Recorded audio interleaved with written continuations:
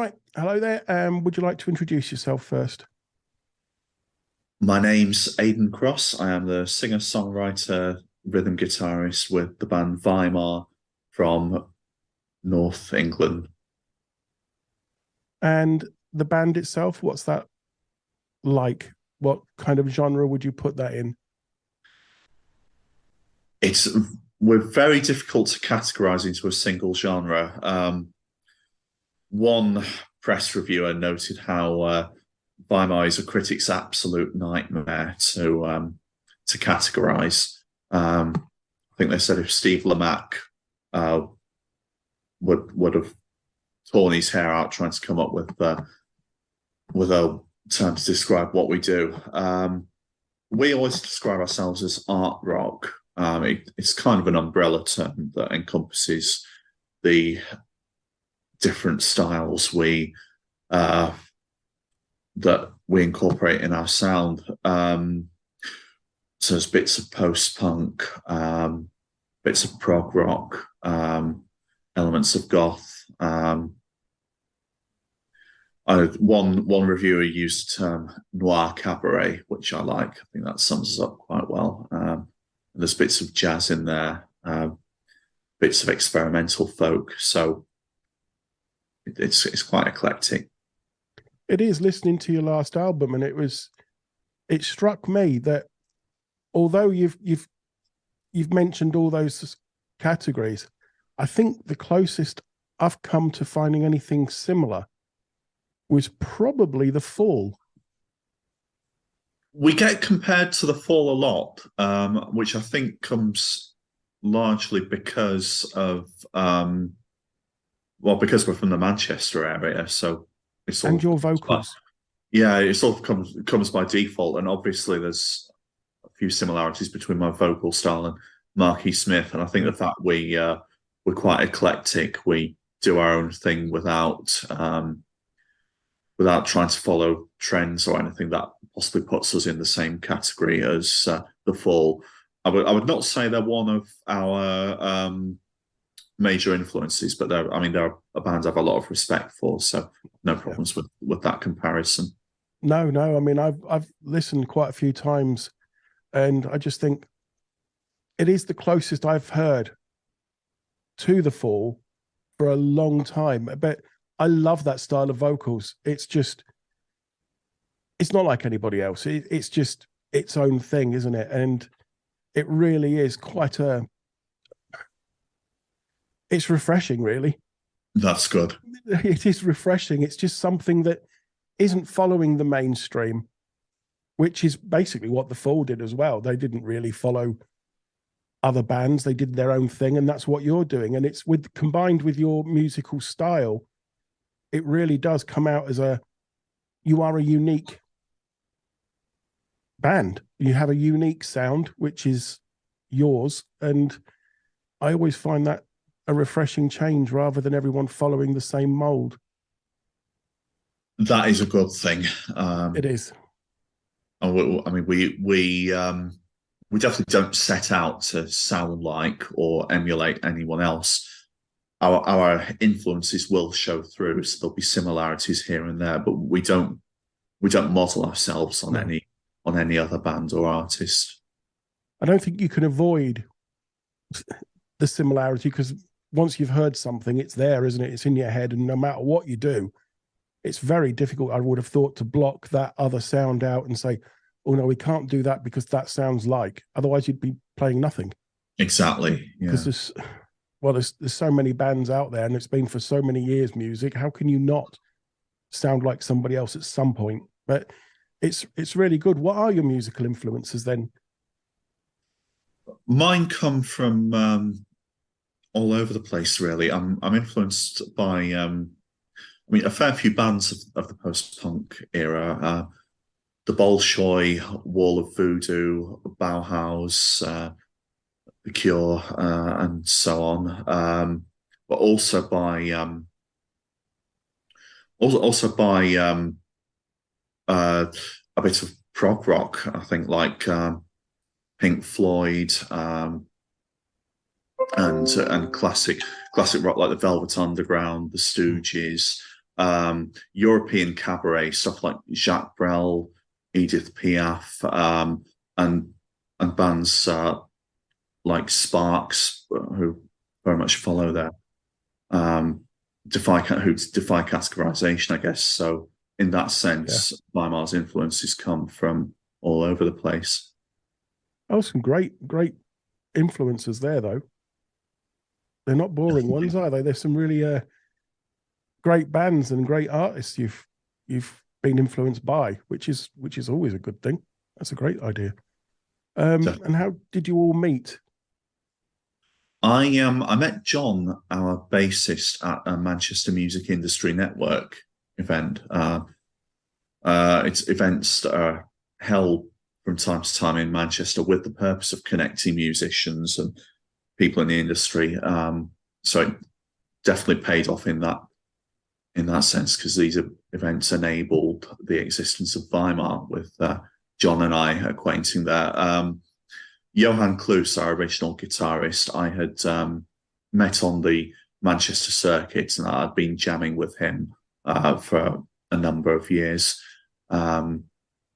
While Eddie, the drummer, he answered an advert I placed online for a drummer. We had many bands kind of struggle with finding a drummer at first, and we were no exception in that area. So, but Eddie, he answered an advert I put out, and he was the man for the job. He came on board. While Stephen, our second lead guitarist, he and I've known one another for years.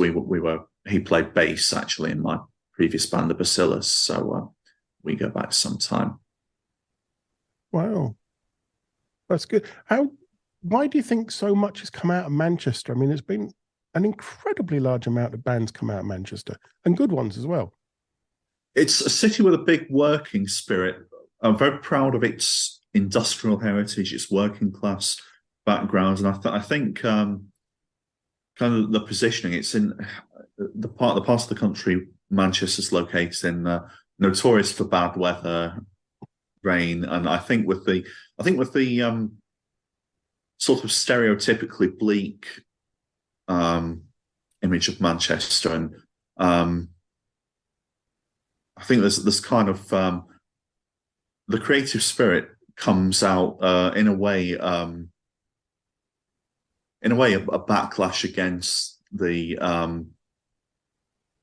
oppression of the working class historically, and pride in the working spirit, pride in the cultural identity that I think has it's fed through to music and other forms of art as well, because we've got some really amazing painters and filmmakers come from the Manchester area, and novelists. So it's there's a big creative spirit in the city. I think it's amazing how much has come out of there, as in the creative arts, as in, like you said, music and other forms.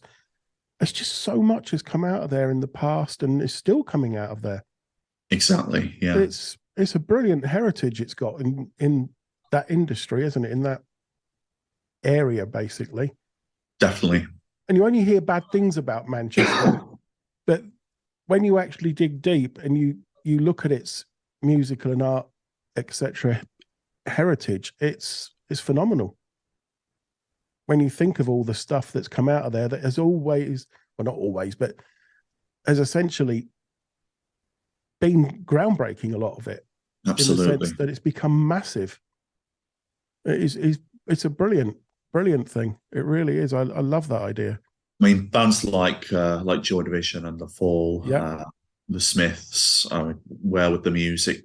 I mean, where would the music scene internationally be without those bands? Yeah, is it Stone Roses as well? Stone Roses, yeah, them too. Yeah, so I mean, it's certainly got a great heritage, isn't it? Definitely. Brilliant. That really is good. What influences your lyrics? And I'm assuming that's going to be quite an obvious question, really. I think I'm influenced by personal experience and cultural experience, and influences come from literature, from film and media. I think that they often start with a personal experience of some but I often relate it to the wider cultural perspective. I mean, a lot of themes that run through Dancing on a Volcano through the album. There's themes of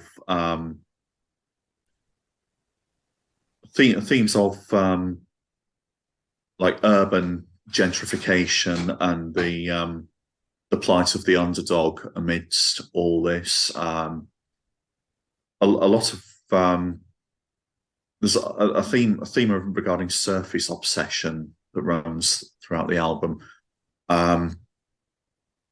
Supposedly respectable public figures who are sordid and corrupt beneath the surface. There's a lot of focus on the questioning of facades and exposing the grit beneath the glamour in society, I think. So, I mean, I think I channel the seedy side of culture with a view to the plight of the underdog amidst all that and the kind of oppressions people face in the modern age. So do you do all the writing, Aidan? I write the lyrics, and usually what will happen is I will come up with the basic song rhythm and structure, bring that to the rest of the band, and we use that as a springboard and work from there. Sometimes it may come about spontaneously with a band jam. I mean, like the song Nights in Spanish Harlem on the album, that came about completely spontaneously out of nowhere in a jam in the studio. We all bring our contributions into it in that sense. That's nice, like that. When a band works together well like that. Yeah, priceless, isn't it? Priceless. Definitely. So, Dancing on a Volcano, what's the whole kind of inspiration? Is it all like you just said, bringing in from experience and the facades of people and things like that? The whole thing is like that. Yeah, I mean, the title comes from a quote by, it references the Weimar Republic, because it's a quote by the Weimar Chancellor Gustav Stresemann, who quoted at the time as saying Germany is dancing on a volcano, and the term was coined basically to describe the appearance of prosperity over impending collapse and destruction. And I mean, it's been kind of prophetic because it describes a lot of the in many ways, it describes the world as it is today, particularly with global challenges like the SARS-CoV-2 pandemic and climate change, as well as political corruption, the rise of fascism on both the left and right sides of the spectrum. So the world is essentially dancing on a volcano now. What a lot of reviewers picked up on was some say there's a jovial spirit to some of the album. Some of it's quite upbeat. So it's like, so in a way, that's in the spirit of the Weimar Republic and the art at the time. Was kind of celebrating the moment, celebrating and thriving of freedom of artistic expression amidst a period of cultural oppression and tremendous economic and cultural challenges. So that's the theme that shows through on the album. But there's some very dark moments as well. So it's perhaps not always dancing. There's a lot of introspection on there too. I think despite the historical framing with the band name and the title, I think a lot of it relates to world culture of the 2020s, and it was 100 years ago, the Weimar Republic, so it's drawing that parallel between those times and now. It's a very good album. Thank you. It really is a very, very good album. I wasn't sure what to expect because I hadn't heard of you before, and I found it such a great album that you can listen to over and over again, and each time you listen to it, you pull something else out of it. That's It musical. really, really great album, really great album. And I absolutely love it. It really is good. Thank you. I've also noticed as well on your releases, you have incredible artwork. The man to thank for that is Brian Gorman. He's well known over here as mainly as a playwright because he's done a play about Joy Division, New Dawn Fades, which has been extremely successful over here. And he's also a writer, actor, and graphic novelist.